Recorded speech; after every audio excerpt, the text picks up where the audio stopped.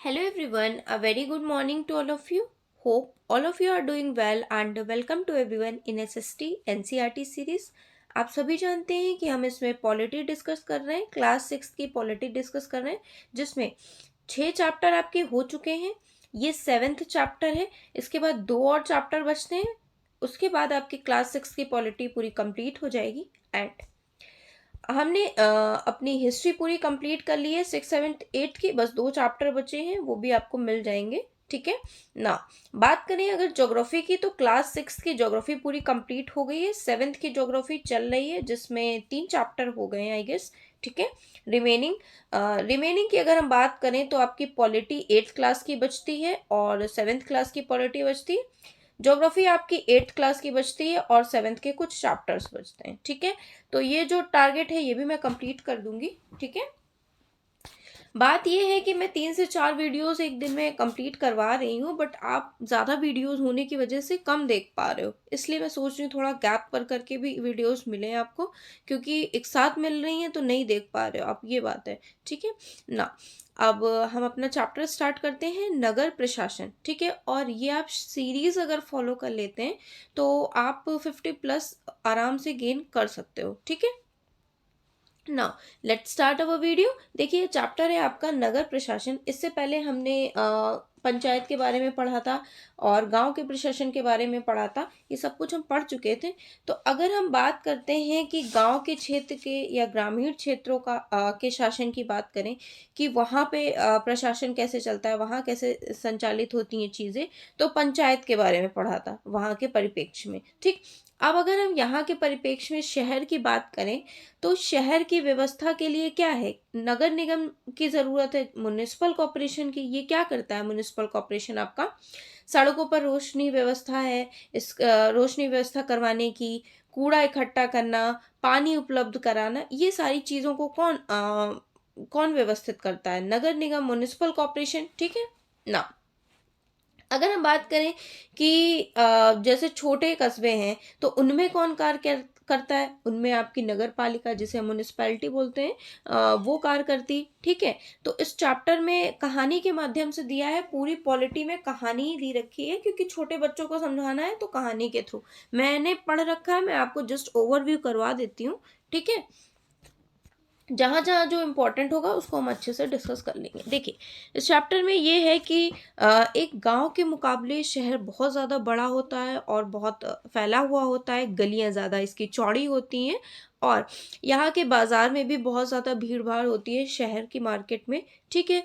पानी और बिजली की सुविधाएं होती हैं, अस्पताल भी होते हैं शहरों में, बहुत ज़्यादा वाहन भी होते हैं, यातायात को नियंत्रित करना पड़ता है। ठीक। तो ये पूछा जा रहा है, क्या आपने कभी सोचा है कि ये सब इतने सुचारू रूप से कैसे चलता है? कोई तो संस्था इसके लिए जिम्मेवार होगी, है ना, जो इसको संचालित कर रही है, सारी योजनाएं बना रही है और सारा काम कर रही है। तो इसके लिए इस चैप्टर को पढ़ने की जरूरत है, उससे आपको यहाँ के आइडिया मिल जाएगा। ठीक है। देखिए इसमें बात ये हो रही है कि इतवार की एक अलसाई हुई दोपहर, मतलब इतवार की एक दोपहर होती है। ठीक है। उसमें माला और उसका साथी शंकर, जहांगीर और रेहाना गली में क्या करते हैं, क्रिकेट खेल रहे होते हैं। शंकर ने बड़ा अच्छा ओवर फेंका होता है। ठीक है। रोहाना आउट होते होते बचती है, बट क्या होता है कि रेहाना के आउट ना होने से शंकर क्या होता है, परेशान हो जाता है कि यार मैंने इतनी अच्छी बॉल फेंकी बट फिर भी ये आउट नहीं हुई। बट क्या होता है कि इसलिए उसने उस उम्मीद में इसलिए उसने इस उम्मीद से कि वह कैच से आउट हो जाएगी, अच्छे अच्छे बॉल फेंकी कि भाई वो कैच से आउट हो जाएगी रेहाना। बट क्या होता है, उसके ऊपर उल्टा पड़ जाता है और वो शॉट मार देती है। कौन? रेहाना। तो उससे ये होता है कि इतनी तेजी से वो बल्ला घुमाती है कि गेंद ऊपर की ओर जाती है और ट्यूबलाइट टूट जाती है। अब जब ट्यूबलाइट टूट जाती है तो रेहाना चिल्लाई, कही अरे ये मैंने क्या कर दिया, ये तो बहुत ज़्यादा मतलब दिक्कत वाली बात हो गई, है ना। अब अरे हम यह नियम तो फिर शंकर बोलता है कि हम ये नियम बताना ही भूल गए थे कि अगर तुम्हारी गेंद से कोई गली की ट्यूबलाइट टूट जाएगी तो तुम आउट मानी जाओगी। तो तीनों ने तब शंकर को विकेट की चिंता छोड़ने के लिए कहा, और क्योंकि जो हुआ हुआ उस पे ज़्यादा मतलब अब विकट विकट छोड़ो, जब कुछ नुकसान हो गया है तो उसके बारे में सोचना वो परेशानी का विषय है, उसके बारे में सोचना, ठीक है। फिर क्या होता है, वो इसलिए भी परेशान हो जाती है रेहाना, क्योंकि पिछले हफ्ते ही उसने निर्मला मौसी की खिड़की तोड़ दी थी। खिड़की तोड़ी थी तो उसको जुर्माने में क्या करना पड़ा था, अपनी पॉकेट मनी से पैसे देने पड़े थे, किसे, रेहाना को। अब फिर से ट्यूबलाइट टूट गई है तो वो सोचती है अरे यार, अब तो मुझे फिर से ट्यूबलाइट के भी पैसे देने पड़ेंगे, है ना। फिर क्या होता है कि लेकिन ये गली, अब बच्चे आपस में खुसफुस करते हैं कि ये गली की ट्यूबलाइट बदलता कौन है, उनमें से कोई जानता ही नहीं है, ठीक। अब माला का घर सबसे पास था तो चारों भागकर माला के घर जाते हैं और उसकी माँ से सब कुछ बता देते हैं। सारी बात सुनकर माला की माँ ये बोलती है कि उन्हें ज़्यादा कुछ तो नहीं पता है, बट इतना ज़रूर उन्हें पता है, माला की माँ को, कि इसके लिए नगर निगम ज़िम्मेवार होता है या ज़िम्मेदार होता है, ठीक है। नगर निगम की रिस्पॉन्सिबिलिटी होती है कि जो गली में नुकसान होता है लाइट्स वगैरह का, उसको मरम्मत करवाना, उसको टूटी-फूटी है तो मरम्मत करवाना, ठीक है। अब वो सुझाव ये देती हैं कि यास्मीन खाला से पूछें, वे हाल ही में नगर निगम से सेवानिवृत्त हुई हैं, मतलब उनका वहाँ रिटायर्ड हुई हैं, ठीक है। तो उनसे जाकर पूछो, वो ज़्यादा जानकारी दे देंगे। तो सारे बच्चे क्या करते हैं, दौड़ते-दौड़ते यास्मीन खाला के पास पहुँच जाते हैं। यास्मीन खाला, उसकी माँ की, किसकी माँ की, यहाँ एक लड़की बताई गई थी, माला। माला की माँ की बहुत अच्छी दोस्त होती हैं, तो चारों दौड़ कर जाते हैं और सारा अपनी कहानी बताते हैं कि हम खेल रहे थे, ऐसा था, वैसा था और ट्यूबलाइट टूट गई। अब उनका सवाल सुनकर यास्मीन खाला बहुत ज़ोर से हँसने लगती हैं और बोलती हैं कि नहीं, देखिए, कोई एक व्यक्ति ज़िम्मेवार नहीं है क्योंकि जिसको तुम पैसा दे आओ और वो तुम्हारी लाइट की मरम्मत करवा दे। यहाँ तो बहुत बड़ी संख्या में लोग बहुत बड़ी संस्था है जिसको हम नगर निगम बोलते हैं, ये भी यही बताती हैं कि भाई नगर निगम ज़िम्मेवार है और नगर निगम बहुत बड़ी संस्था है। अब बच्चे पूछते हैं अच्छा, फिर वो खाला बताती हैं कि ये सड़कों पर रोशनी की व्यवस्था करती है, कूड़े इकट्ठा करती है, पानी की सुविधाएँ कराती है, कौन? नगर निगम। सड़कों और बाज़ार की सफाई का काम भी कौन करता है? नगर निगम। ये कौन बताता है? खाला बताती हैं बच्चों को, ठीक है। फिर माला बोलती है, हाँ, हाँ, मैंने तो सुना है, मुझे पता है, शहर में बड़े-बड़े मैंने बोर्ड्स देखे हैं कि लोगों को प्रेरित करते हैं मलेरिया के बारे में, नगर निगम के बोर्ड्स, है ना? तो उस खाला कहती, हाँ, हाँ, तुम बिल्कुल ठीक ही कह रही हो। यह काम भी सुनिश्चित करना, मतलब बीमारियों के बारे में भी बताना, ये भी नगर निगम का काम है, ठीक है। तो शहर में दवाखाना, अस्पताल चलाता है, ठीक। बगीचे का रख-रखाव भी करते हैं, ठीक। उन्होंने आगे जोड़ा कि हम तो पूना शहर में रहते हैं, ये तो बहुत बड़ा शहर है।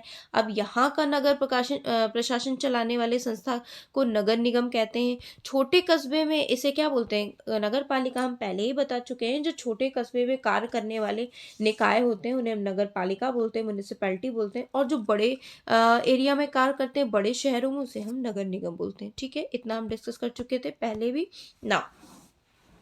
अब बात आती है निगम पार्षद और प्रशासनिक कर्मचारी। तो यास्मीन खाला, मुझे बहुत बड़ी उत्सुकता हो रही है कि यह फैसला लेता कौन है कि पार्क कहाँ बनाए जाए, है ना। और आप नगर निगम में काम करती थी, ये एक्चुअली इसमें काम करती थी, यास्मीन खाला रिटायर्ड हो चुकी थी, तो बच्चे, इनको जानकारी थी तो ये जानकारी प्रोवाइड कर रही हैं बच्चों को, ठीक।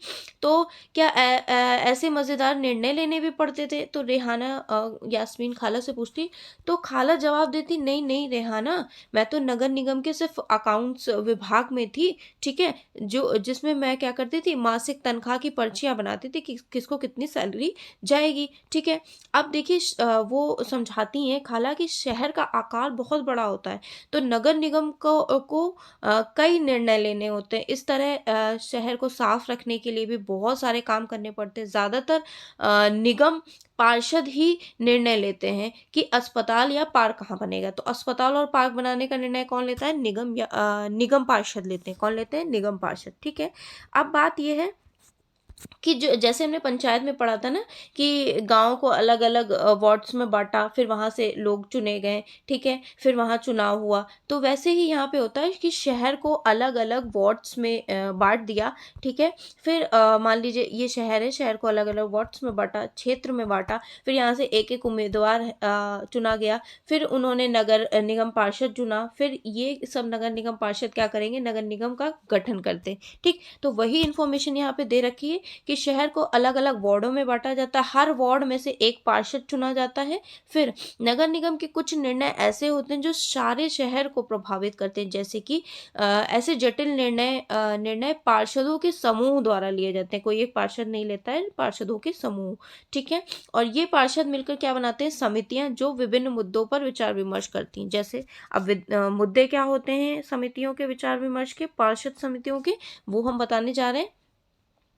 बस स्टैंड को बेहतर बनाना, किसी भीड़-भाड़ वाले बाज़ार का कचरा ज़्यादा नियमित रूप से साफ़ करवाना, शहर के मुख्य नाले की सफाई, ठीक है? पार्षद की समितियाँ ही पानी, कचरा जमा करने और सड़क पर रोशनी आदि की व्यवस्था करती। कौन? पार्षद की समितियाँ, ठीक है? नेक्स्ट इन्फॉर्मेशन दे रखी है कि जब एक वार्ड के अंदर की समस्या होती तो वार्ड के लोग पार्षद से संपर्क कर लेते हैं, ठीक है? उदाहरण के लिए अगर बिजली के खतरनाक तार लटक जाएँ या फिर नीचे आ जाएँ तो पार्षद बिजली विभाग के अधिकारी से बात करने में मदद करते हैं। उसके बाद ये है कि जहाँ पार्षद की समितियाँ एवं पार्षद विभिन्न मुद्दों पर निर्णय लेने का काम करते हैं, वहीं उन्हें लागू करने का काम कौन करता है? उन्हें लागू कौन करता है? निर्णय तो ये लोग ले लेते हैं, लागू कौन करता है? कमिश्नर या फिर प्रशासनिक कर्मचारी, ठीक है? आयुक्त और प्रशासनिक कर्मचारी की सरकार द्वारा नियुक्ति होती है। इन्हें नियुक्त कौन करता है? सरकार। जबकि पार्षद निर्वाचित होते हैं, ठीक है? अब देखिए फिर पूछा जाता है तो नगर निगम में ये निर्णय लिए कैसे जाते हैं? रेहाने ने पूछा कैसे लिए जाते हैं ये निर्णय? तो वह कभी सोचना बंद ही नहीं करती, है ना?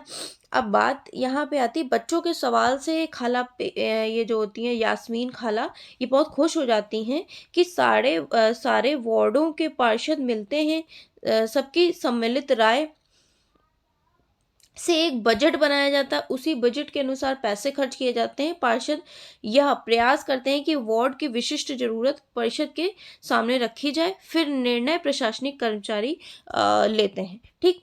अब बात ये है कि नगर निगम को पैसे कहाँ से मिलते हैं? कि ये जो भाई खर्च करते हैं तो इन्हें पैसे कौन देता है? पैसे ये लोग टैक्स के माध्यम से इनको मिलते हैं। टैक्स कौन देता है? हम लोग देते हैं, ठीक है?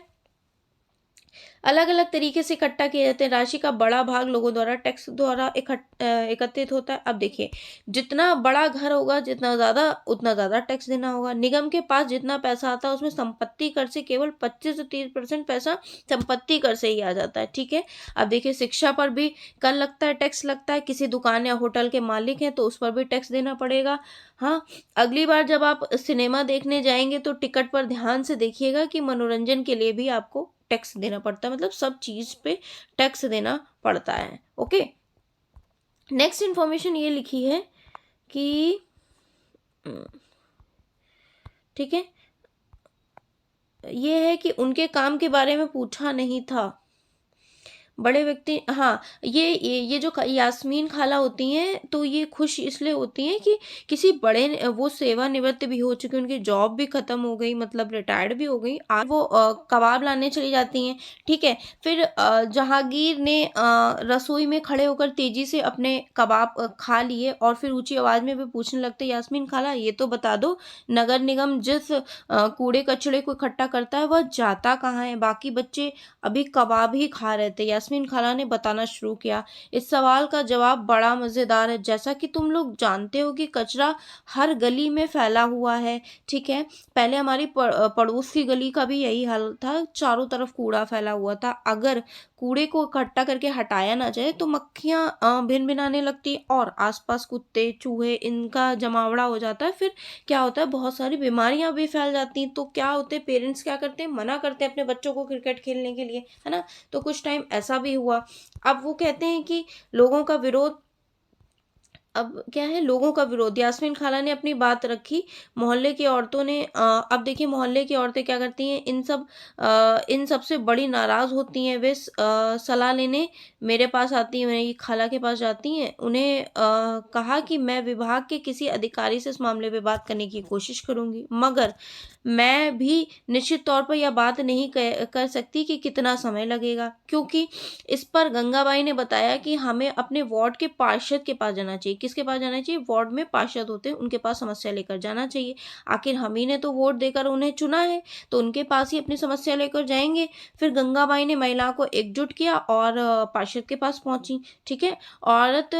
वो सभी औरत क्या करती हैं, घर के सामने जाकर नारे लगाती है, पार्षद को बाहर निकलने को बोलती हैं कि भाई हमारी समस्या सुनो, ठीक है? तो वो बोलते हैं हम अपनी अर्जी वगैरह देंगे, ये सारी कहानी इसमें लिखी है। नेक्स्ट पेज पे आते हैं कि अब वो इतना इम्पोर्टेंट है नहीं वो, ठीक है? ये इम्पोर्टेंट है, खाला के सेवानिवृत्त होने के बाद क्या-क्या बदला? देखिए, ये जो इन्फॉर्मेशन, सारी इन्फॉर्मेशन खाला ने बता दी थी, बट ये नहीं बताई कि यास्मीन खाला ने बच्चों को ये नहीं बताया था कि आजकल क्या हो रहा है कि आज के समय में प्राइवेटाइज़ेशन आप सभी ने सुना है, निजीकरण हो रहा है, तो लोग क्या करते हैं कि निजी ठेकेदार रख लेते हैं, है ना? सफाई के लिए निजी ठेकेदार रख लेते हैं। इसका मतलब ये होता है कि जो काम पहले सरकारी कर्मचारी करते थे, वे अब निजी कंपनियां, प्राइवेटाइजेशन हो गया हर जगह, तो निजी कंपनियां करती हैं। अब निजी ठेकेदार जिन मजदूर को कचरा जमा करने और उठाने के काम पर लगाते हैं, उन्हें बहुत कम पैसे देते हैं, ठीक? उन मजदूरों की नौकरी भी अस्थायी होती है, कचरा उठाने का काम काफ़ी खतरनाक होता है, अक्सर उनके पास कोई सुरक्षा का साधन भी नहीं होता, अगर वो घायल हो जाएँ तो उनकी देखभाल के लिए भी कोई नहीं होता, है ना? आप सभी ने देखा है कि ये जो साफ-सफाई होती है इसमें प्राइवेट वाले भी होते हैं, सरकारी वाले भी होते हैं। जो सरकारी होते हैं वो तो सुनते ही नहीं हैं, और प्राइवेट जो एक्स्ट्रा पैसा लेके करते हैं वो एटलीस्ट पैसा लेते हैं तो काम कर देते हैं, है ना? सरकारी वाले तो अपने मन से आते हैं, जाते हैं कि सफाई नहीं की, ये वाली चीज़ हो जाती है ना। नेक्स्ट इन्फॉर्मेशन है, ये इम्पोर्टेंट है कि ये जो कचरा होता है ये कैसे-कैसे हमें डिपॉज़िट करना चाहिए। तो ये इन्होंने लिखा है कि या तो नगर निगम ने ही सुझाव दिया है कि हमें खाने-पीने और गलने वाली चीज़ों को एक कूड़ेदान में डाल देना चाहिए, और जो प्लास्टिक, काँच जैसी ना गलने वाली चीज़ें उसे दूसरे कूड़ेदान में डाल डाल देना चाहिए। जिससे ये होगा कि उन्हें छँटाई करने में, नगर निगम वालों को छँटाई करने में भी बहुत आसानी हो जाएगी, है ना? फिर क्या होता है, 1994 में सूरत शहर में भयंकर प्लेग फैला था। तो सूरत तब बहुत गंदे शहरों में से एक था, ठीक है? मतलब साफ-सफाई के मामले में। अब तो फिर ठीक अच्छा खासा शहर है, ठीक है? तो ये इन्फॉर्मेशन दे रखी है, चैप्टर पूरा कंप्लीट हो गया है। सो आई होप आपको वीडियो अच्छा लगा होगा, ठीक है? So it was in this video, meet you in my next video, till then bye, and please don't forget to like, share and subscribe. मैं भी बहुत मेहनत से आपके लिए वीडियो बना रही हूँ, please like, share and subscribe करिए, ठीक है? बाय।